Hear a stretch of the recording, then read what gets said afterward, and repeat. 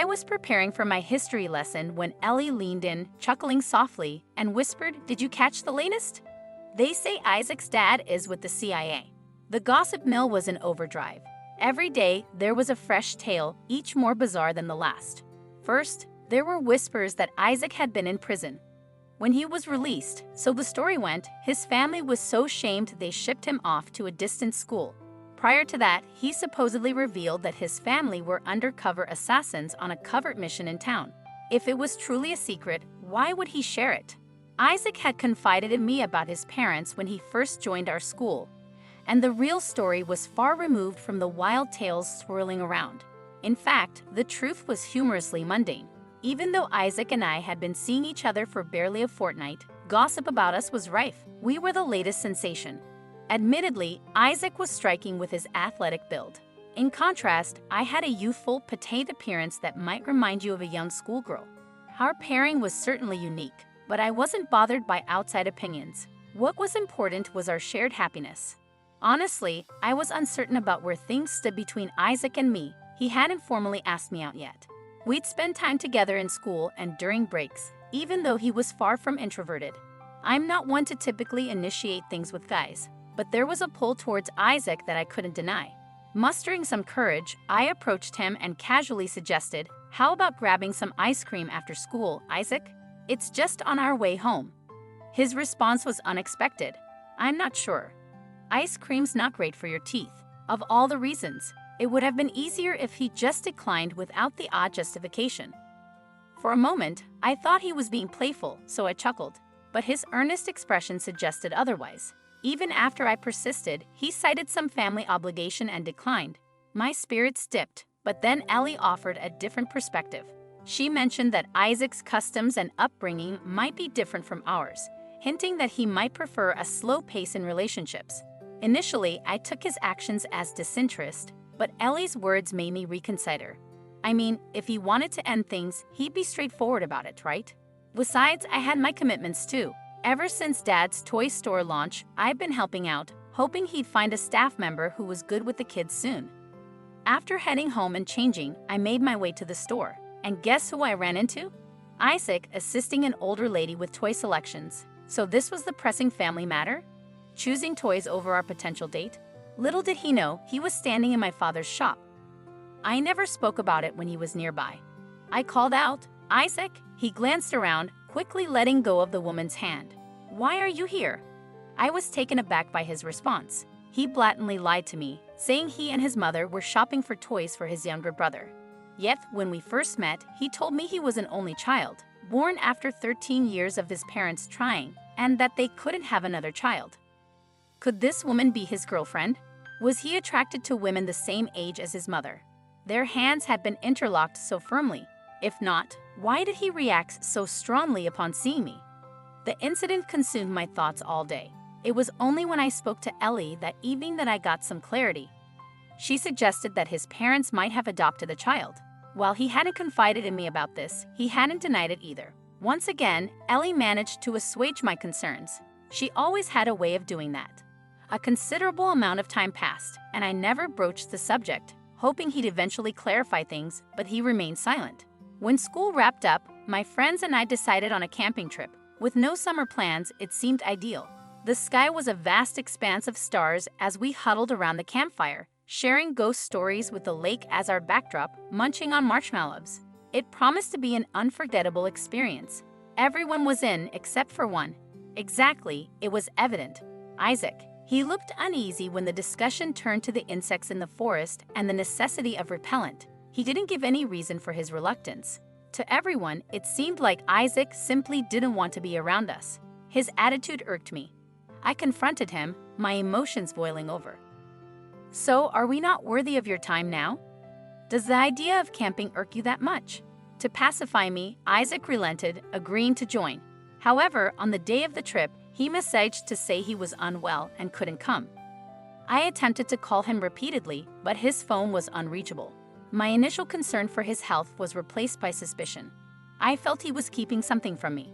Perhaps he was meeting the woman from the store, thinking my absence would grant them uninterrupted time. I wasn't about to be played. I wouldn't let Isaac toy with my emotions. Impulsively, I went to his place unannounced. It was unfamiliar territory for me, as our meetings usually ended at his doorstep after school. With every step towards his home, my anxiety grew. A gut feeling hinted at an impending revelation. Yet, what I saw was beyond my wildest expectations. Not even the most bizarre tales could have prepped me for this. After ringing the doorbell several times without an answer, I debated leaving. But my desire for resolution overpowered my hesitation. My knocks grew more insistent. I hadn't intended to push the door, but it swung open on its own. "Isaac? Isaac?" I called out, but there was no reply. A soft melody beckoned me further inside. Was he having a candlelit evening with that mysterious older woman? I quickly dismissed the thought. Surely he wouldn't bring another woman into his house if we were. As I ventured further, the path to his bedroom was paved with toys of all kinds. Entering the room, a familiar photograph caught my eye. It was of Isaac, our friends, and me. This was unmistakably his room. Beside the photo was another image, one of a young boy strikingly resembling Isaac. Did Isaac have a child? The idea seemed absurd. Had he been buying toys from our store for this child? The anger and disbelief bubbled up within me. But then something caught my attention, a crib. Peering in, the sight left me stunned.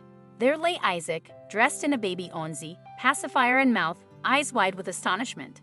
The absurdity of it all overwhelmed me, and I erupted into uncontrollable laughter, tears streaming down my face. "What on earth are you doing?" I managed to gasp out between fits of laughter. Isaac's stunned expression morphed into one of panic as he fumbled out of the crib. "How did you get in here? And what's so hysterical?" he demanded. Before I could answer, a voice echoed through the house. "My little cupcake, I'm back.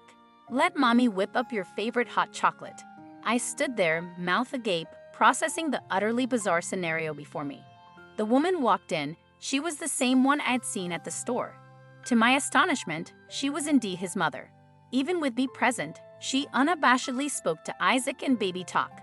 Approaching him, she peppered his face with kisses, pinching his cheek affectionately. "Who's mommy's little cherub?" "Oh, you are. My sweet boy," she cooed. I stood there, perplexed. Was this some kind of act?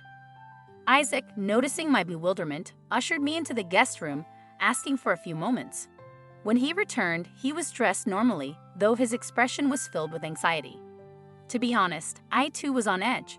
Discovering he was having an affair would have been simpler to process than this odd revelation. What I'd stumbled upon wasn't a themed party or some strange celebration. This was a part of his everyday reality. Taking my hand, he began to explain. Isaac yearned for the innocence and simplicity of childhood, a desire that had grown over the years. While it might not have started out this way, his family's overindulgence had fueled this peculiar fantasy. He dreamt of a life reminiscent of Peter Pan's Neverland, where time stands still and youth is eternal. But reality doesn't offer such luxuries. Time marches on and we inevitably age. In his attempt to cling to childhood, Isaac was missing out on the beauty of maturing.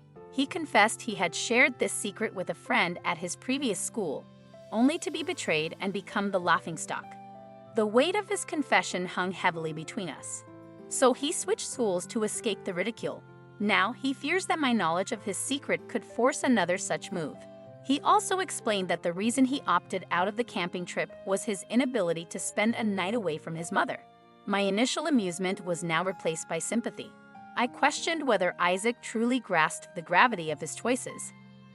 Perhaps he was drawn to the constant attention, the simple pleasures of childhood, and the joy of playing with toys without the burdens of adulthood. In his unique existence, Isaac had missed out on so many typical experiences: the thrill of romance, the liberty of indulging in ice cream without restraint, and the adventure of camping under the stars. Yet it was his life, his choice. Who was I to pass judgment?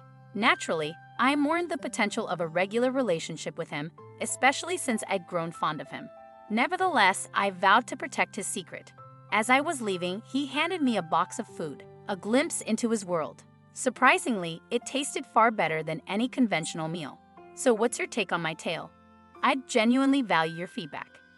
And if you enjoyed this narrative, please hit the like button and subscribe for more captivating stories.